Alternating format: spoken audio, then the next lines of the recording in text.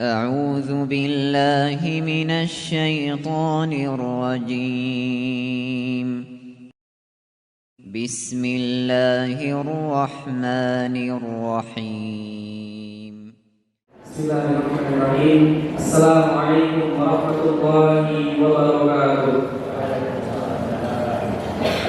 الحمد لله حمدا كثيرا طيبا مباركا فيه كما يحب ربنا ويرضى.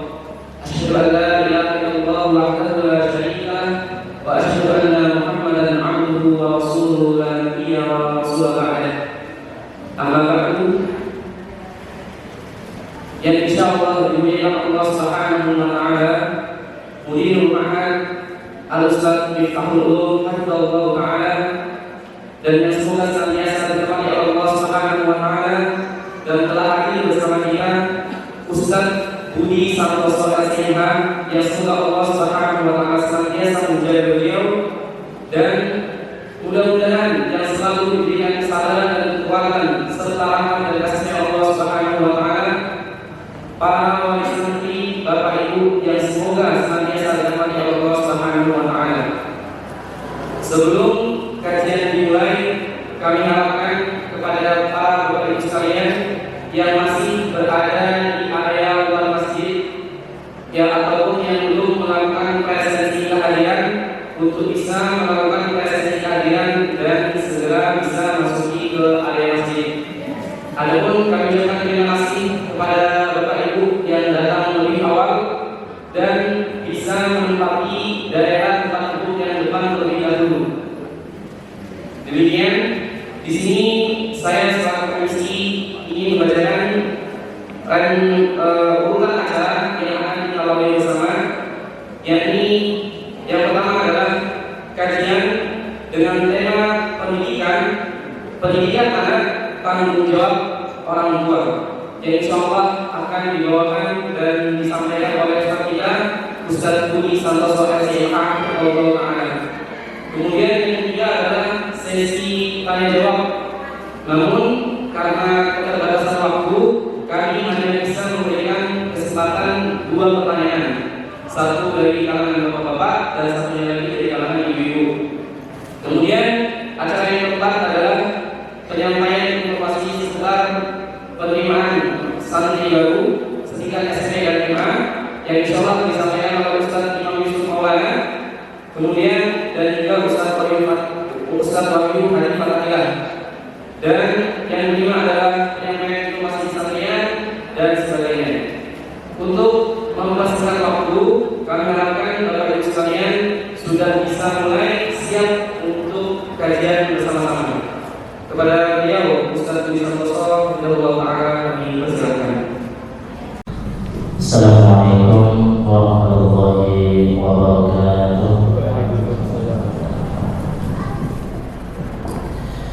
Alhamdulillah, nahmaduhu wa nasta'inuhu wa nastaghfiruhu wa nastahdihi wa natubu ilaih. Wa na'udzu billahi min shururi anfusina wa min sayyiati a'malina. Man yahdihillahu fala mudilla lahu wa man yudlil fala hadiya lahu. Asyhadu an la ilaha illallah wahdahu la syarika lahu wa asyhadu anna Muhammadan 'abduhu wa rasuluh la nabiyya wa la rasula ba'dahu. Ya ayyuhalladzina amanu taqullaha haqqa tuqatih wa la tamutunna illa wa antum muslimun. Wa ba'd, ma'asyiral ikhwah wal akhwat azani Allah wa iyyakum. Alhamdulillah, alhamdulillah, marilah kita panjatkan puji syukur kehadirat Allah Subhanahu wa taala yang telah memberikan kepada kita begitu nikmatnya, begitu banyak nikmat-nikmat yang Allah berikan kepada kita. Di antara nikmat yang terbesar yang Allah berikan kepada kita adalah nikmatul iman wal Islam, nikmatul hidayah wal taufiq. Ya, dengannya alhamdulillah pada pagi hari ini kita dipertemukan oleh Allah di masjid yang merupakan salah satu rumah Allah Subhanahu wa taala. Di majelis yang mulia ini dalam rangka untuk sama-sama belajar terkait dengan rasa tanggung jawab kita sebagai orang tua terhadap anak kita, yang dimana itu adalah merupakan hal yang akan ditanyakan oleh Allah Subhanahu wa Ta'ala, bahwa pendidikan adalah tanggung jawab orang tua.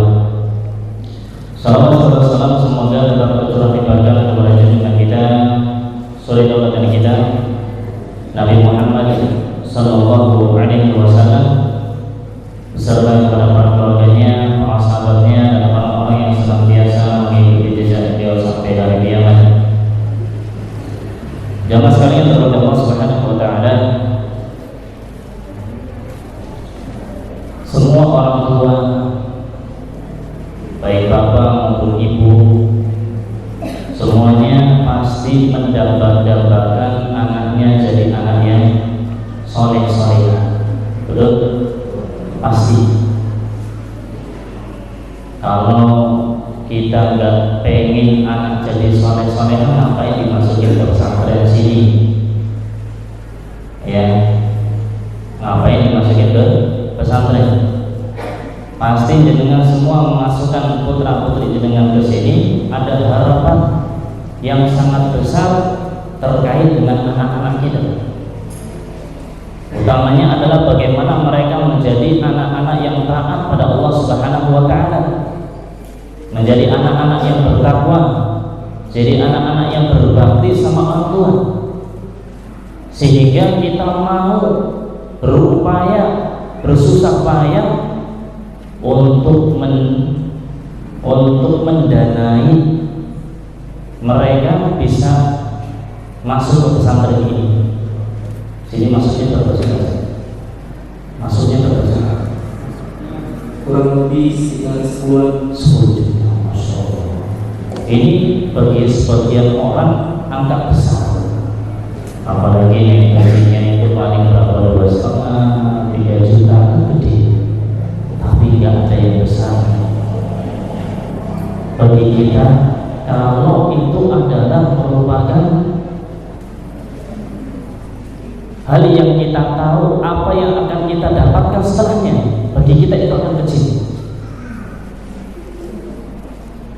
Kita akan menganggap itu kecil meskipun besar kalau kita tahu manfaatnya. Tapi kalau kita nggak tahu manfaatnya, nggak tahu faedahnya, ya sekecil apapun rasanya besar. Makanya jemaah sekalian Allah Subhanahu wa Ta'ala, sebelum kita membahas terkait dengan apa yang akan kita bahas, dan insya Allah dari tema yang ada, judul yang ada sudah paham semua, ngerti semua bahwa anak itu tanggung jawab siapa? Orang tua. Semua tahu, semua tahu. Ya kalau cuma kayak gitu toh ya selesai kajian, ngapain kita duduk 1 jam? Baik. Makanya kita ingin membuka mata kita, pikiran kita, kesadaran kita terhadap anak-anak kita. Kalau kita menginginkan mereka itu jadi anak yang soleh-solehah, dan itu yang kita inginkan, kenapa kita ingin hal itu terwujud pada anak-anak kita? Ini pertanyaan besar. Yang dari sini, ketika kita sudah sadar, kita tahu faedahnya dan manfaatnya, bagaimanapun caranya untuk menjadikan mereka anak yang soleh-solehah, kita akan kejar, kita akan capai. Tapi kalau kita nggak tahu, ya sudah, akan ditelantarkan, dibiarin aja. Makanya kemarin itu saya mendapat berita, dan ini sangat miris sekali. Bocah 13 tahun, umur 13 tahun itu mati di tangan ibunya, kakeknya, di tangan keluarganya. Dari kecil nggak mendapatkan kasih sayang orang tua. Ya Allah. Kalau nggak salah, kedua orang tuanya sudah bercerai. Jadi kehidupannya gak jelas. sehingga warga sekitar pun ketika ada ulah dari anak ini karena mencuri dan sebagainya agak memaklumi. Kenapa? Ya keadaannya dia secara mentalnya, psikologisnya itu kena dia. Dan ini sama siapa? Anak 13 tahun. Ibaratnya kalau ulama mengatakan baliknya anak laki-laki itu 15 tahun kan belum balik, belum kena ahkam taklifiyah, mati di tangan orang tuanya, di tangan keluarganya. Salah apa? Sehingga jamaah sekalian yang terhormati Allah Subhanahu wa taala, kalau kita paham manfaatnya si anak-anak ini yang kita besarkan, yang kita didik, yang kita masukkan ke pesantren, yang kita sudah mengeluarkan biaya begitu banyaknya untuk dia, manfaatnya untuk apa? Itu kita akan menganggap insyaallah itu orang yang murah, karena dia akan menjadi anak yang saleh, jadi anak yang salehah. Sehingga kita harus tahu manfaatnya. Manfaatnya apa? Keutamaan dari anak saleh itu apa? Yang pertama, bahwa ketika kita punya anak yang saleh salehah, kita akan mendapatkan amal jariah, pahala yang tidak akan terputus. Allah Subhanahu wa taala mengatakan wala taziru waziratu wizra ukhra. Yuk amalan kita ya, apa yang kita dapatkan ya tergantung dari amalan kita. Ini anak mengamalkan sendiri yang untuk dia. Ya, secara makna seperti itu. Apa yang kita lakukan itu yang kita dapatkan. Sehingga para ulama mengatakan, ini anak siapa yang didik? Siapa yang bikin dia anak jadi soleh solehah? Orang tua. Makanya orang tua dapat pahalanya. Pahalanya senantiasa mengalir. Kenapa? Karena itu amalan kita. Kalau namanya itu, kenapa kita tidak mendidiknya dengan baik? Tidak mungkin dong kita menelantarkannya. Eman-eman. Karena dia akan bermanfaat untuk kita kelak. Kita meninggal, pahala tetap meninggal. Kenapa? Amal soleh. Kata Nabi Sallallahu Alaihi Wasallam, "Idza matal insan, inqata'a anhu 'amaluhu illa min thalatha, illa min sadaqatin jariyah, aw 'ilmin yuntafa'u bih, aw waladin salih yad'u lahu." Diriwayatkan Imam Muslim. Hadis ini diriwayatkan Imam Muslim. Jika seorang meninggal akan terputus amalannya, dan kita meninggal selesai amalan perbuatan kita. Sholat kita selesai, puasa kita selesai, umroh kita selesai, zakat kita selesai semua. Illa min thalath, kecuali dari 3 hal. Dari apa saja? Illa min shadaqatin jariyah, dari sedekah jariyah. Apa yang kita sedekahkan fisabilillah, apa yang kita bangun dari masjid-masjid Allah yang digunakan kaum muslimin untuk beribadah, apa yang kita wakafkan di jalan Allah Subhanahu wa taala terus akan mengalir. Aw ilmin yuntafa'u bih, atau ilmu yang bermanfaat. Kita ngajarin orang, kami masyaallah seperti betapa banyak amal soleh yang akan mereka dapatkan dengan mengajar putra-putri jenengan. Kalau mereka mengamalkan dari ilmu yang ada, ilmu jadi bermanfaat, mereka akan mendapatkan pahala dari sisi Allah.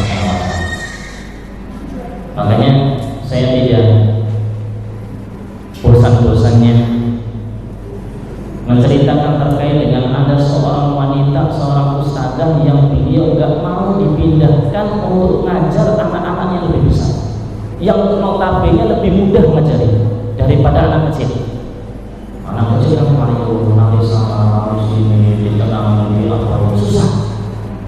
Tapi saya mau ngajar anak. Yang diajarkan apa? Al-Fatihah. Hanya Al-Fatihah. Fokus dengan Al-Fatihahnya itu. biar mereka itu bacanya benar, biar mereka Al-Fatihahnya itu nggak salah. Dihindari ngajar yang besar-besar nggak mau, pengen fokus kepada mereka. Kenapa? Karena Al-Fatihah itu adalah rukun sholat. Tanpa Al-Fatihah gak bakal sah itu sholatnya.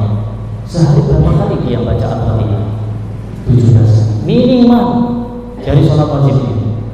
Kalikan berapa anak yang dia ajarkan, berapa pahala yang dia dapatkan. Awaladin soleh yad'u, atau anak yang soleh yang mendoakan untuknya, mendoakan orang tuanya, mendoakan orang tersebut yang meninggal.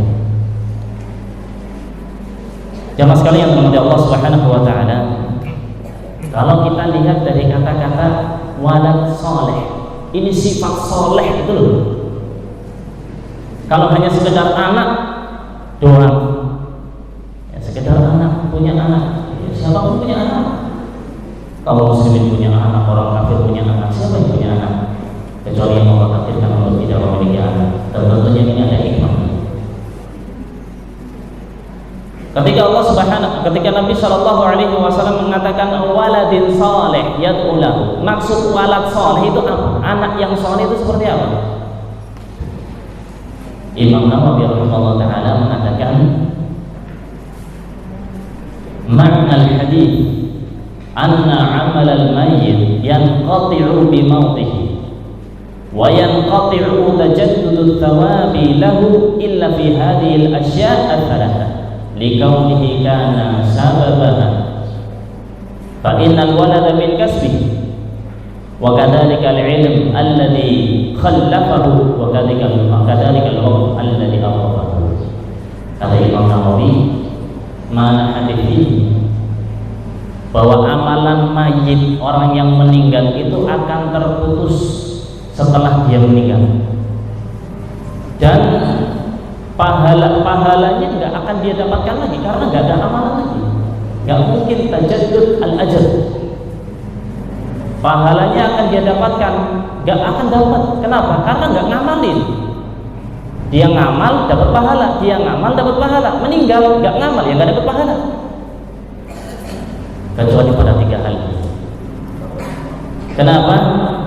Sebabnya adalah karena dia yang menyebabkan anak itu jadi soleh.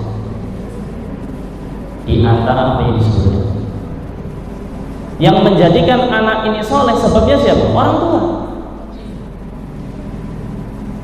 Ibaratnya kalau orang tuanya itu masya Allah dzu ilmin, mereka semuanya punya ilmu agama, Al-Qur'annya 30 juz, hadis sahih Bukhari hafal, bahkan kutub sitah hafal semua. Ya sudah, anaknya diajarin aja, semuanya kayak gitu. Ini gak ada pesantren. Cuman kan kita nggak hafal. Jangankan 30 juz, dibanding aja juz 30. Coba siapa yang hafal? Sedikit. Gak usah juz 30 lah. Al-Fatihah yang benar coba dari kita sedikit. Masih banyak yang Al-Fatihahnya masih kelepotan, dan sampai sekarang belum dibenahi. Tapi semangatnya untuk menjadikan anak ini tidak seperti saya itu keren. Diacungi jempol. Kamu jangan sampai seperti saya. Kamu harus pintar, kamu harus soleh, kamu harus taat, kamu harus dan harus. Nanti kita bahas sedikit terkait dengan orang tua. Intinya, kata Imam Nawawi rahimahullah taala, anak soleh ini kenapa jadi soleh? Sebabnya siapa? Ya orang tua yang mendidik dia. Loh, orang tuanya nggak didik saat dimasukin ke pondok, kita biayai. Ya itu sebabnya. Menjadikan anak itu soleh lewat pesantren dengan dibiayai. Tapi hati-hati, jangan sampai gara-gara biayai akhirnya malah menuntut dari pihak pesantren hal-hal yang tidak seharusnya dituntut. Apalagi ini berkaitan dengan pendidikan. Kalau memang benar pendidikan bukan jariman, kalau memang untuk pendidikan ada kata sepakat antara pihak wali santri dan pesantren, ya jalankan selama itu adalah untuk pendidikan, untuk kemaslahatan santri. Karena semuanya menginginkan agar anak itu terdidik dengan baik. Baik.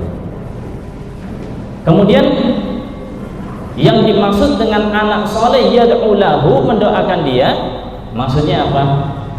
Lihat kata Allah Subhanahu wa taala, wa qur rabbirhamhuma kama rabbayani shaghira. Maksudnya si anak ini berdoa pada Allah agar orang tuanya dirahmati Allah, agar orang tuanya diampuni oleh Allah, agar orang tuanya itu dijaga oleh Allah Subhanahu wa taala dari azab neraka, dari api neraka, dari azab Allah Subhanahu wa taala dan yang semisalnya. Ini yang pertama. Jadi manfaat anak soleh itu sangat besar. Itu jadi amal jariah untuk kita, tabungan, investasi. Menjenengan kalau lihat ada daerah yang kita tahu nanti ke depannya itu tempat masya Allah jadi tempat wisata, tempat yang biidznillah akan ramai. Padahal sekarang itu hutan belantara. Kira-kira dibeli ya? Dibeli buat apa? Investasi. Karena kedepannya tahu dia akan dapat banyak rupiah. Ini tabungan akhirat. Yang kita tahu bahwa anak ini kalau dia soleh akan mendoakan dia akan mendapatkan pahala yang senantiasa menerangi bulannya. Apa enggak enak? Yang kedua, bahwa Allah Subhanahu wa taala itu akan mengangkat derajat orang tua di surga dengan anak soleh tadi. Kalau anak kita soleh, kita akan diangkat derajatnya oleh Allah Subhanahu wa taala di surganya kelak. Kita akan keheran, loh, kenapa saya mendapatkan manzilah, kedudukan yang tinggi? Kalau lihat dipikir amal-amalannya biasa aja, gak ada yang spesial, tapi diangkat oleh Allah Subhanahu wa taala. Ya Allah. Kenapa? Anak soleh. Kata Nabi sallallahu alaihi wasallam di dalam hadis yang diriwayatkan Imam Ahmad, "Inna Allah 'azza wa jalla la yarfa'u darajata lil 'abdi la yarfa'u darajata lil 'abdi salih fil jannah fa yaqul ya Rabb anna li hadhihi fa yaqul bi istighfari waladika laka." Kata Nabi sallallahu alaihi wasallam, sungguhnya Allah Subhanahu wa taala la yarfa'u darajah, akan mengangkat derajatnya lil 'abdi salih, derajatnya hamba yang saleh, orang tua, fil jannah, di surganya Allah Subhanahu wa taala. Fayaqul, maka dia keheranan mengatakan, ya Rabb, anna li hadhihi, dari mana ini datangnya ya Rabb? Dari mana kedudukan yang tinggi ini yang diberikan kepadaku ya Rabb? Maka dikatakan kepadanya, istighfari waladika laka. Ini disebabkan karena doa yang dipanjatkan anak-anakmu agar Allah mengampuni dosa. Allahu Akbar. Coba kalau anak-anak yang gak dididik, anak-anak yang ditelantarkan, apa iya ingat orang tua, mendoakan orang tua? Oh, di dunia aja masih rebutan itu harapnya orang tua yang pengennya dimiliki. Bahkan gak sedikit dari mereka itu untuk mendapatkan warisan orang tua dibunuh orang tuanya biar dapat hartanya. Padahal secara Islam la yarithul qatil al-maqtul, la yarithu al-maqtul qatil. Maka Allah sallallahu alaihi wasallam, orang yang membunuh ini tidak mewarisi orang yang dibunuh dari orang tuanya itu. Keluarganya yang dibunuh pada dia ahli waris, kalau dibunuh maka pembunuhnya akan dapat harta warisan. Ya Allah, ini akan diangkat derajatnya oleh Allah Subhanahu wa taala di surganya kelak. Kenapa? Karena istighfarnya anak-anak kita. Mereka minta ampun kepada Allah Subhanahu wa taala untuk bapaknya, untuk ibunya. Dan Nabi sallallahu alaihi wasallam juga bersabda di dalam hadis Anas bin Malik radhiyallahu taala, sab'un yajri lil 'abdi ajruhunna wa huwa fi qabrihi ba'da mautih. Ada 7 hal, 7 amalan yang akan senantiasa pahalanya mengalir kepada seorang hamba padahal dia berada di kuburannya setelah matinya. Min ilmin, atau man 'allama 'ilman, atau qara nahran, atau hafara bi'ran, atau gharasa nakhlan, atau bana masjidan, atau warratha mushafan, atau taraka waladan yastaghfiru lahu ba'da mautih. Ada 7. Kata Nabi Sallallahu Alaihi Wasallam, satu amalan yang pahalanya, atau 7 amalan ini yang pahalanya akan senantiasa mengalir padahal kita berada di kuburan, sudah wafat, sudah meninggal. Apa aja? Yang pertama, man 'allama 'ilman, orang yang mengajarkan ilmu, ilmunya bermanfaat. Kemudian aukara nahran, yang dia itu mengalirkan air sungai, airnya dialirkan. Yang bisa maksudnya di sini memberikan air kepada masyarakat, mengalirkan air dari sungai menuju ke masyarakat yang kekurangan air, memberikan air kepada mereka.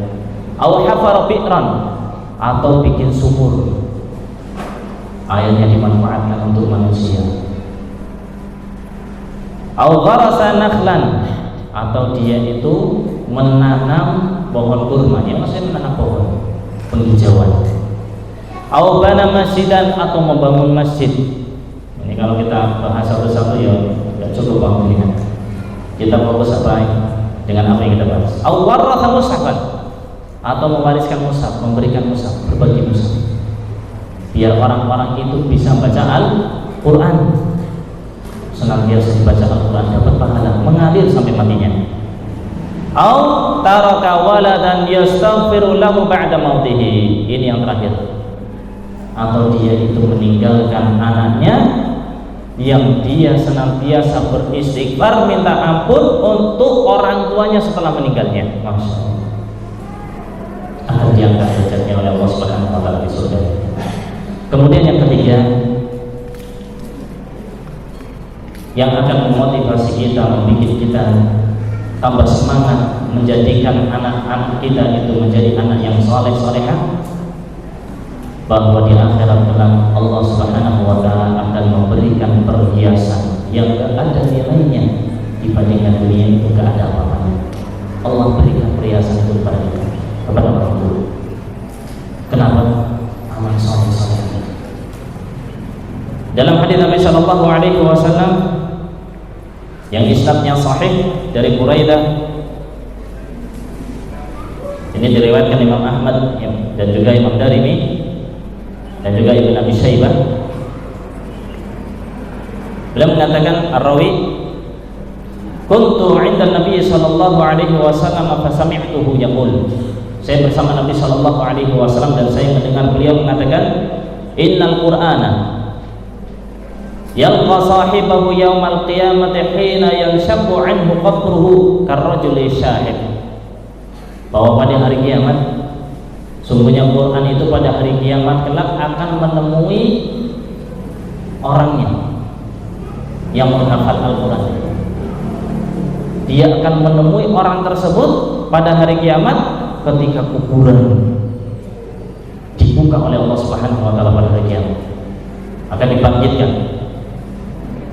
Karrajuli syahid, seperti laki-laki yang wajahnya pucat karena ketakutan. Yaqul, hal ta'rifuni? Al-Quran ini mengatakan, hal ta'rifuni, kamu kenal aku nggak? Jamaah sekalian yang dirahmati Allah Subhanahu wa taala, ini apa yang terjadi pada hari kiamat. Jangan kita bayangkan mushafnya itu nanti gimana, ya jadi orang atau seperti apa, itu harus dibayangkan. Yang penting Al-Qurannya itu akan datang pada hari kiamat kepada orang yang hafal itu tadi. Kita nggak tahu kaifiahnya bagaimana, yang penting kabarnya seperti itu. Dia mengatakan, hal ta'rifuni, kamu kenal saya enggak? Fayaqul lahu ma a'rifuka. Maka orang tadi mengatakannya di kubur, ketika dibuka itu kuburannya, la a'rifuka, saya enggak kenal kamu. Fayaqul ana sahibuka. Maka si Al-Quran mengatakan, saya itu temanmu. Saya itu temanmu. Al-Quran alladzi azma'tuka fil hawajir wa ashartu lailaka.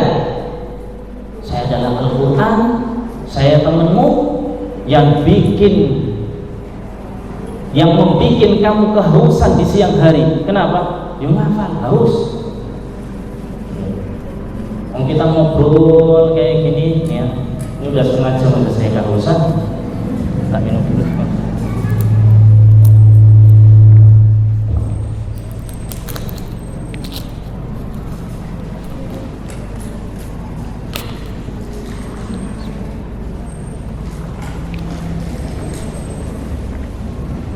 Ya, haus. Orang hafal Al-Quran itu ada yang setengah jam hafal satu halaman, ya hafal, duduk lagi 1 jam, 2 jam. Ada juga yang Masya Allah hafalannya cepat 1/4 jam, duduk, Alhamdulillah. Dan kadang orang yang sama, waktunya pun berbeda-beda tergantung kondisinya dia, tergantung suasana hati dan suasana yang ada. Itu beda-beda, gitu saja. Kan ada yang hafalnya dia biasanya kok cepet, setengah jam ditungguin kok udah hafal, udah di setoran kok banyak salahnya. Iya. Nah, makanya kata Al-Quran ini pada hari kiamat mendatangi dia, bahwa saya adalah temanmu Al-Quran yang senantiasa menemanimu di siang hari yang bikin kamu jadi haus. Wa ashartu lailaka, dan saya yang bikin kamu, kata Al-Quran itu, bikin kamu malamnya jadi bergadang di waktu malam. Memang Sahihul Quran seperti itu. Mereka di siang hari apa? Mojok ke sana, mojok di sini, ya, digerak-gerakin kepalanya biar nggak ngantuk. Itu piye caranya? Siangnya bikin haus, malamnya dibikin melek. Ada mungkin murid-murid kita nggak sedikit yang mereka itu bangun malam, mereka sambil sholat malam sambil murojaah. Karena dengan sholatnya itulah Masya Allah kan bisa bikin hafalannya itu kuat. Atau mungkin ada sebagian yang dia sholat kemudian baru murojaah. Ada. Coba kita yang nggak ada, ibaratnya nggak ada, yang besok kerja jam 7, jam 8 masuk kantor. Ya, apa ada pikiran kita? Saya bangun jam 3 sebelum subuh untuk persiapan ke kantor. Ada? Enggak. Persiapan kantor paling berapa? 1 jam, setengah jam udah cukup. Apalagi laki-laki. Tapi santri-santri kita untuk persiapan setoran habis subuh, rata-rata mereka sebelum subuh sudah bangun. Tujuannya apa? Biar habis subuh langsung setoran. Karena kalau habis subuh baru ngafal, nggak kekejar waktunya. Siangnya bikin haus, malamnya bikin melek. Kemudian kata Al-Quran, wa inna kulla tajirin min wara'i tijaratihi. Sungguhnya setiap pedagang mereka akan mendapatkan laba dari perdagangannya. Orang berdagang jualan ya yang ditunggu-tunggukan labanya. Modal 1 juta gimana biar dapat 1,5 juta, 1.200.000. Ini labanya akan diambil harganya. Akan dihitung dengan baik biar dapat keuntungan. Wa antal yauma min wara'i kulli tijaratin, dan kamu pada hari ini itu lebih daripada orang-orang yang bertijar, orang-orang yang berdagang. Kamu dapat pahala lebih besar daripada mereka. Qala fayu'tal mulka biyaminih wal khulda bisimaalih. Maka dia pun diberikan kerajaan di tangan kanannya dan diberikan al-khuld, diberikan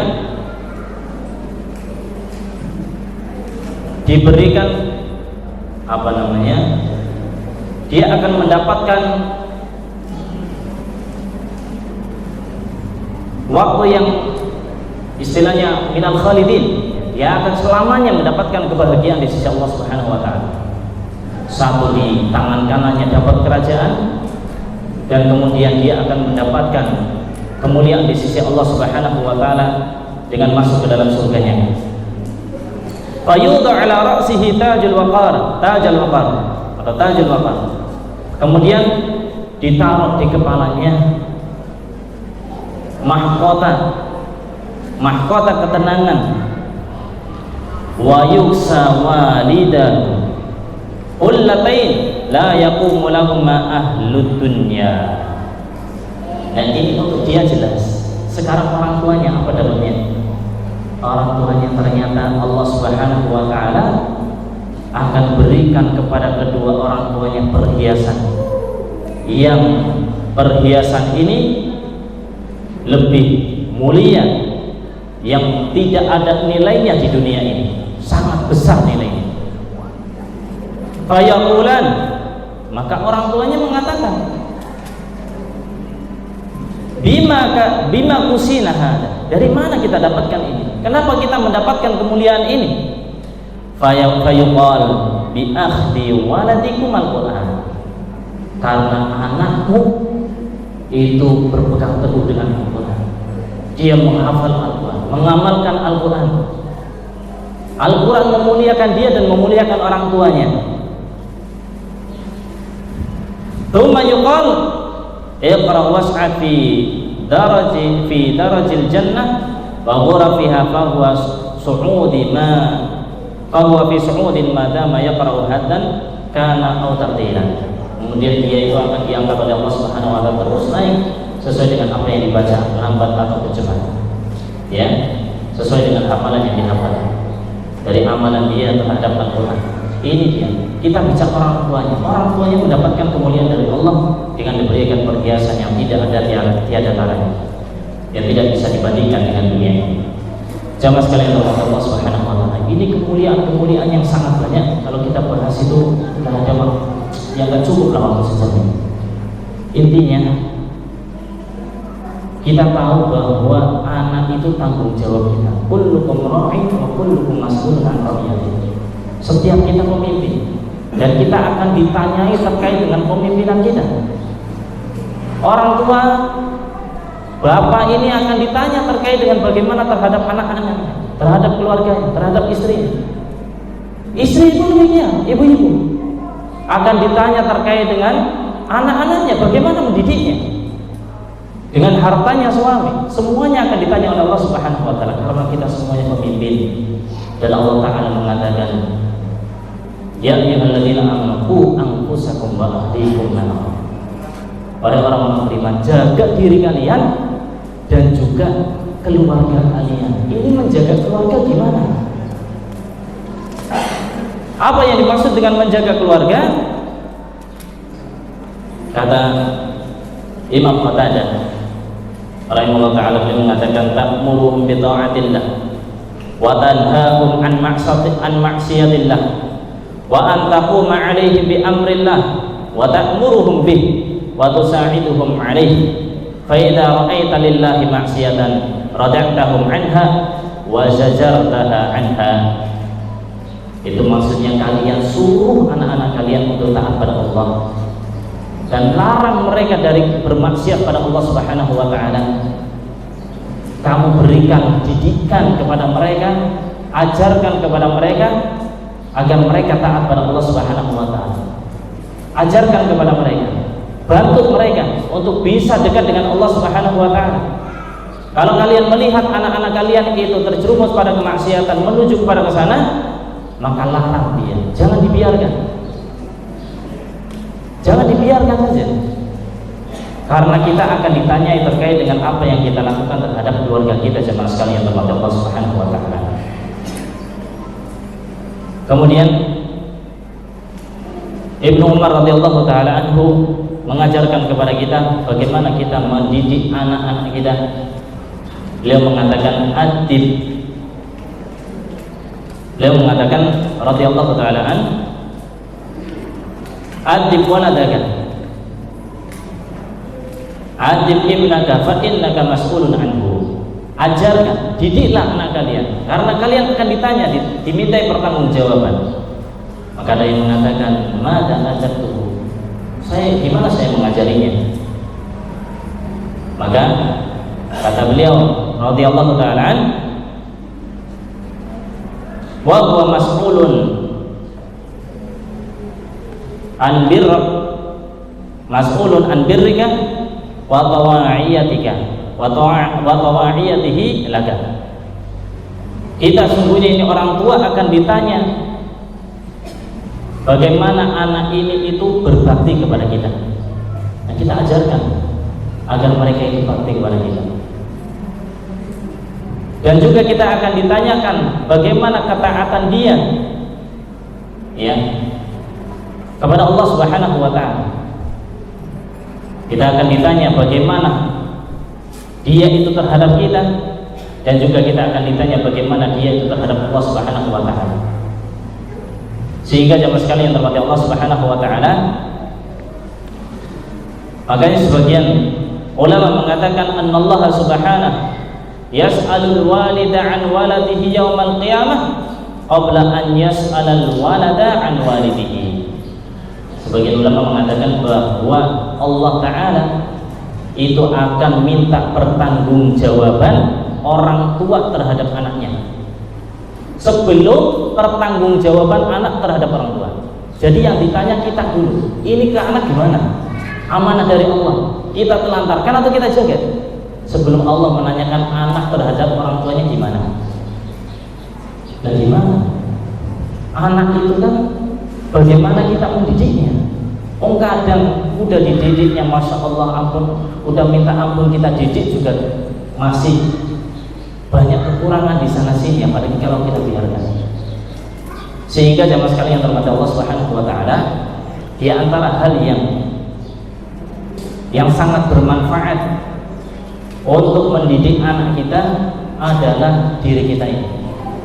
Solehkan diri, anak insya Allah akan jadi soleh. Ibaratnya kalau jenengan lihat itu pohon, tiang listrik itu kan lurus ke atas. Itu kita lihat bayangannya lurus kan? Lurus. Kenapa? Tiangnya lurus. Sehingga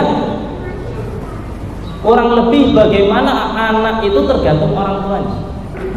Orang tuanya soleh, biidznillah anak-anaknya soleh, karena dia akan berusaha semaksimal mungkin untuk mensolehkan anaknya.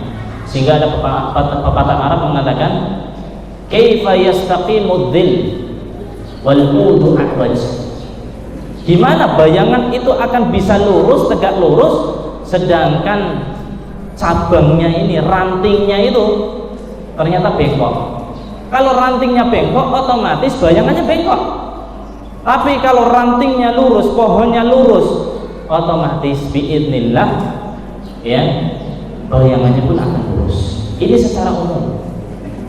Wa taufiqu biyadillah, dan taufik itu di tangan Allah Subhanahu wa taala. Makanya sebagian orang saleh mengatakan, jamaah sekalian yang terhormati Allah, ada sebagian mereka mengatakan, ya bunai, inni la astaghfiru minas salati li ajrika. Wahai anakku, sungguhnya aku memperbanyak sholatku ini karenamu. Maksudnya gimana? Maksudnya mengharapkan kesolehanmu dengan memperbanyak sholat. Dia disolehkan oleh Allah Subhanahu wa taala. Dan Sa'id bin Musayyib rahimahullah taala, seorang tabi'in, beliau juga mengatakan, inni la usalli fa adhkuru waladi fa azidu fi sholati. Sungguhnya saya itu ketika sholat dan ternyata saya itu ingat dengan anak, apa yang beliau lakukan? Fa azidu fi sholati, maka aku pun akan menambahkan sholatku. Masya Allah. Jadi kurang lebih demikian jemaah sekalian yang terhormat Allah. Biar anak soleh-solehkan diri. Kita berusaha semaksimal mungkin, karena kita tahu bagaimana kemuliaan yang akan diberikan oleh Allah Subhanahu wa taala kepada kita kalau anak-anak kita ini soleh, dan tanggung jawab itu ada di pundak kita masing-masing, bukan di pondok. Pondok ini ibaratnya adalah saudara kita, rekanan kita, tim kita untuk bikin anak-anak kita itu soleh. Jangan bebankan ke pondok seluruh pendidikan anak, giliran di rumah sudah ya terserah si anak. Ini sangat disayangkan ya, sehingga marilah kita jadikan anak-anak kita soleh-solehah, jadikan mereka inventaris akhirat kita, sehingga biidznillah yang azza wajalla kemuliaannya pun akan kita dapatkan di akhirat kelak ya, biidznillah yang azza wajalla. Allah Ta'ala alam wa sallallahu ala nabiyina Muhammad wa ala alihi wa sahbihi ajma'in.